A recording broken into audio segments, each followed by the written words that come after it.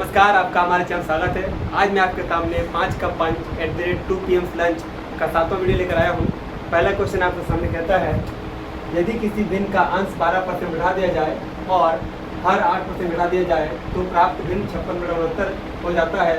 मूल भिन्न ज्ञात करें। अगर मान लिया जाए मूल भिन्न x/y है तो x को 12% बढ़ाने पर क्या बन जाएगा, 112x, और y को 8% घटाने क्या बन जाएगा, 92y बराबर क्या आ रहा है मान, 56/69 आ रहा है।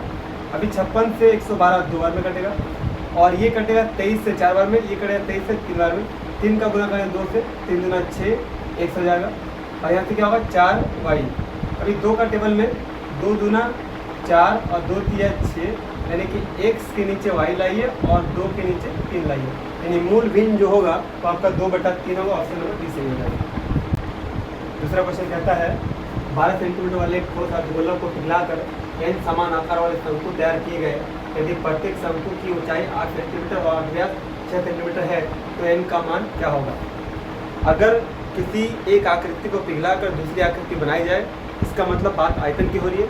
तो आपको बता दूं कि अगर एक ठोस अर्धगोलक आयतन चाहिए तो पहले हमें पता होना चाहिए कि गोलक आयतन क्या होगा। गोलक आयतन का 4/3 पाई r क्यूब। अब इससे आधा करना है तो 1/2 करते हैं।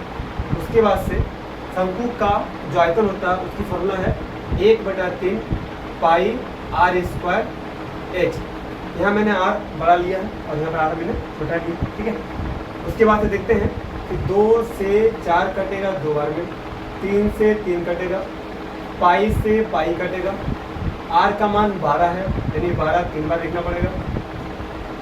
उसके बाद से नीचे देख सकते हैं r का मान कितना है, आपका 6 है तो 6 2 बार लिखना पड़ेगा, और h का मान कितना 8 है, 8 लिखना पड़ेगा।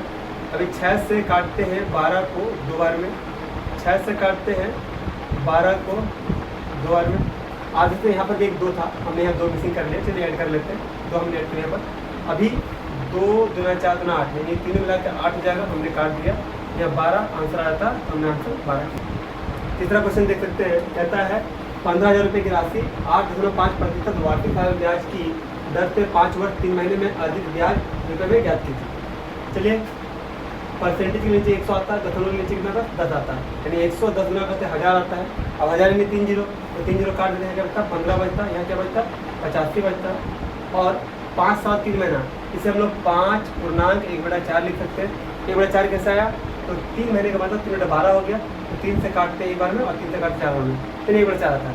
अभी क्या करना पड़ेगा, 15 × 85 हाथ में आपका कितना आएगा, 15 × 75 आपका हाथ में कितना आएगा 7 आएगा, 15 × 120 120 और 7 में आएगा 127 आएगा।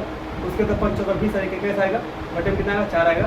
अभी 21 × 5 105 हाथ में आपका कितना रहेगा 10, 21 × 7 147 और 10 में 157 हाथ में कितना रहेगा आपका, हाथ में आपका 15 रहेगा। 21 × 42 42 और 15 कितना होगा 57 होगा, हाथ में रहेगा 5 आपका, 21 × 21 और 5 कितना होगा 26। अभी 4 से भाग करते हैं, 4 × 6 = 24 हो गया, 2 बचा 27 करेंगे, 4 × 6 = 24 हो गया, 3 बचा 35 करेंगे, 4 × 9 = 36 करेंगे, 1 बचेगा तो 15 और 4 × 12 और दशमलव लेके 30 हो जाएगा, 4 × 7 = 28 और 4 × 5 = 20, यानी कि आपका ऑप्शन नंबर 1 6 6। 4 नंबर वीडियो सवाल कहता है, यदि एक अर्धवृत्ताकार भूखंड का अर्धव्यास 100 मीटर है तो उसकी परिसीमा ज्ञात कीजिए। तो अर्धवृत्ताकार का परिसीमा निकालना, ये हमारा वृत्त है और वृत्त की जो परिसीमा होती है उसका 2 पाई r। अगर अर्धवृत्त की बात करते हैं यानी इसको आधा करना पड़ेगा, हमने आधा किया, यहाँ भी हमने आधा कर दिया, ठीक है। और ये हिस्सा हटा देते हैं, ये हमारा अर्धवृत्ताकार भूखंड हो गया। तो इसमें क्या करना पड़ेगा कि ये हिस्सा भी मुझे प्राप्त करना पड़ेगा। इसके लिए क्या करना पड़ेगा, यहाँ से लेकर r, यहाँ से लेकर r, यानी यहाँ पर 2r अलग से ऐड करना पड़ेगा। तो 2 से 2 काट देते हैं, यहाँ क्या बचेगा पाई r और प्लस क्या बचेगा 2r। अगर r कॉमन लेते क्या आता है पाई प्लस 2 होता है। r का मान कितना दे रखा 100 मीटर दे रखा, ठीक है। और पाई का मान आप 3.14 यूज़ कर सकते हैं और यहाँ पर 2 होगा, 100 × क्या होगा 3 2 5 5.14 मल्टीप्लाई करके क्या होगा 514 मीटर आपका आंसर आ जाएगा।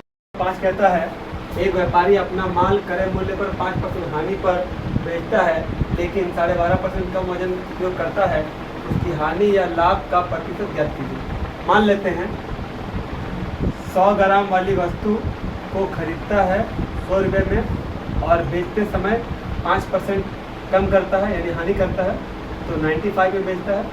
लेकिन वजन के टाइम पे 12.5% घटा देता है, यानी कि 100 ग्राम की जगह 87.5 ग्राम ही देता है। तो 100 ग्राम की वस्तु की कीमत 100 रुपया है, लेकिन 87.5 ग्राम वस्तु की कीमत क्या हो, 87.5 ही होगा। अब 87.5 ग्राम वाली वस्तु को 95 में बेच रहा है, यानी कि 5 रुपये इधर और 2.5 रुपये इधर, टोटल 7.5 रुपये लाभ बना रहा है। और 87.5 आपका CP हो गया, इंटू 100 करते हैं। अभी दशमलव काटते हैं और 25 से 3 बार में काटते हैं, 25 से 3 बार में बचा 125, और काटते हैं 25 से 5 बार में, और 5 से काटते हैं 7 बार में, 5 से काटते हैं 20 बार में। ऊपर आपका 20 या 60 और नीचे आपका 7 आएगा। 7 से काटेंगे तो 7 8 56, बचेगा 4, नीचे 7, यानी कि 8.4/7% आपका लाभ हो जाएगा।